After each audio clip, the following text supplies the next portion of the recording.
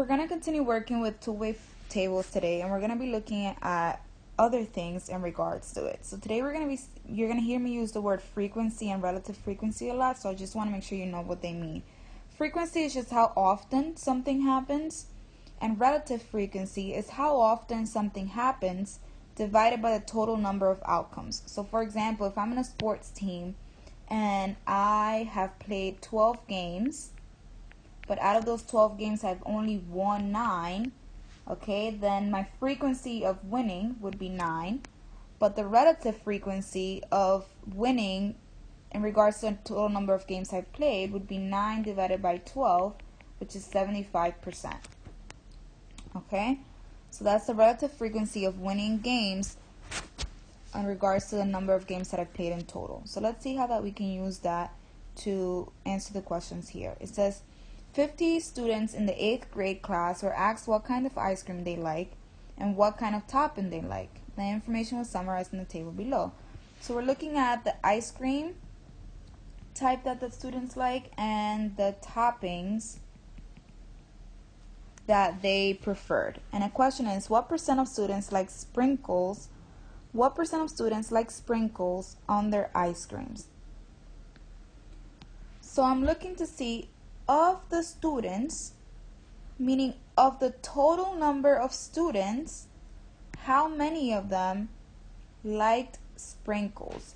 And we're going to be looking for a percent. So whether they ask you for a percent of the relative frequency, you're always going to be calculating a percent. So today we're going to be calculating percents, which means we're going to be looking at two things. We're going to be looking at the part, and we're going to dividing that part over the whole.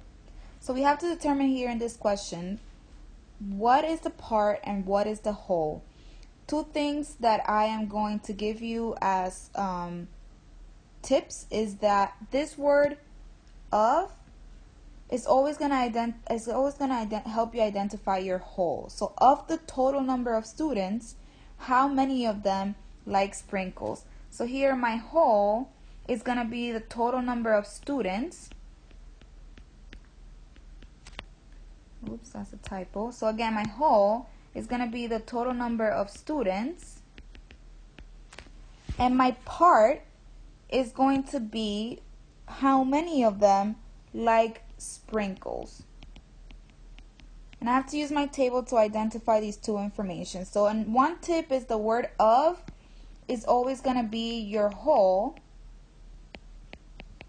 and of is always going to help you identify your whole. And also, when you're looking for a percent, your whole has to always be bigger than your part. So if you are setting up a fraction and you end up with something bigger up top and something smaller at the bottom, then you have to check your work and make sure that you're doing this correctly, because the whole is always going to be bigger than the part. All right, like the whole pizza is bigger than one slice, one part of the pizza. So let's see how we can use the table to identify this information. So if I'm looking, first I'm going to look for my whole. I'm looking for the total number of students. Now if I look at my table, remember I told you in the previous lesson that the total number of data points is always going to be this corner number over here. But also if we read the problem, it tells us that 50 students were surveyed. So our whole here, the total number of students here will be 50 students. Now I need to know, out of those 50 students, how many of them liked sprinkles. So I'm looking at sprinkles over here. I'm looking at my table under sprinkles, and now you might be asking, well, do I use 13, do I use 7, or do I use 20? Well, I would use 13 if I also want to know if I'm also talking about vanilla, but I'm not. So I'm going to keep on going. I would use 7 if I'm also talking about students who like chocolate, but I'm not. I'm simply just talking about the total number of students who like sprinkles in general. So that includes those who like vanilla and those who like chocolate, which in this case would be 20. So my part here would be 20. And now that I have my ratio, now that I have my fraction, we're going to go ahead and figure out what that gives me as a percentage. And what you do is you divide 20 divided by 50 and then go ahead and multiply that by 100 to give you 40%. So, what percent of students like sprinkles on their ice cream? 40% of students like sprinkles on their ice cream, because out of all the 50 students, 20 of them prefer sprinkles. And these questions can be asked using different wording, but they're all asking you basically to do the same thing. And we're going to see another examples now. So it says, of the students who like nothing on their ice cream. So again, that's going to be, I see the word of here, so I'm looking at the whole of students who like nothing on their ice cream. So I'm looking, this is going to be my whole, students who like nothing on their ice cream. What percent preferred chocolate ice cream? So I'm looking, out of all the students who like nothing on their ice cream, how many of them preferred chocolate ice cream? So that's going to be my part. So again, I have part over whole. And I'm looking for, out of all students who like nothing on their ice cream, so they don't like absolutely anything, meaning now I'm looking at over here, I'm looking under nothing. The total number of students who like nothing on their ice cream regardless of the flavor was 13. So out of those 13 students, and I'm just going to put it in blue so we can keep, out of those 13 students, how many of them preferred chocolate?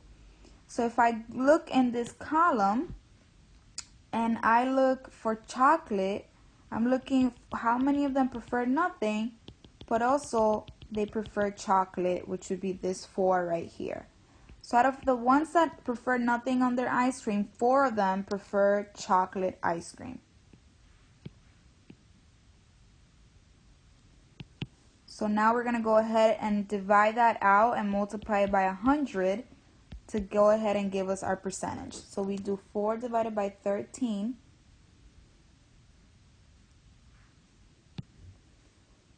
times 100, and it's going to give us a decimal. Sometimes it's going to ask you to round. Usually when it gives you a decimal, it's going to ask you to round to the nearest, to a specific decimal place. I'm going to ask you to round to nearest tenth here. So if I round to the nearest tenth, I would get 30.8%. So 30.8% of students who like nothing on their ice cream prefer chocolate ice cream. Another way that this could be asked is, what is the relative frequency of students who like vanilla, and that should say vanilla ice cream, of students who like vanilla, what is the relative frequency of students who like vanilla ice cream with M&Ms on their ice cream? So of the students, again that keyword, of the students who like vanilla ice cream, that's my whole, how many of them prefer M&Ms on their ice cream? So that's my part. So again, I have part over whole. So of the students who like vanilla ice cream, so I'm going to look, here's vanilla, I'm going to follow all the way through till I get the total, which gives me 30. So 30 students prefer vanilla ice cream. And out of those 30 students who prefer vanilla ice cream, how many of them like M&Ms? Now, I'm not going to use this total for M&M because that includes chocolate and vanilla.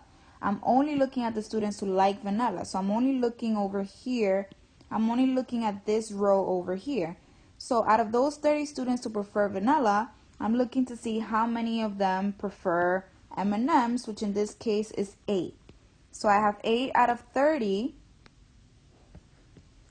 which again, if I convert into a percent, so 8 divided by 30 times 100, and you want to do this separately, just as an FYI. You want to do 8 divided by 30 first, and then once you do 8 divided by 30, then you multiply that by 100. So you don't want to put in your calculator 8 divided by 30 times 100.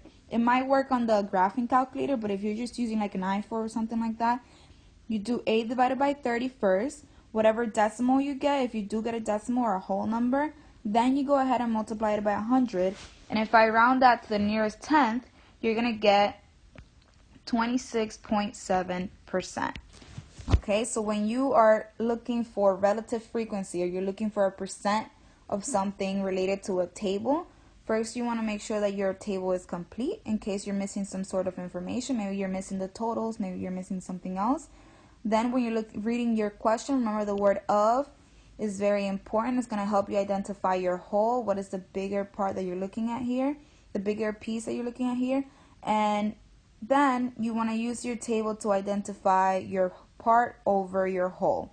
Remember that relative frequencies are usually given as a percentage, so always make sure that at the end you multiply by 100.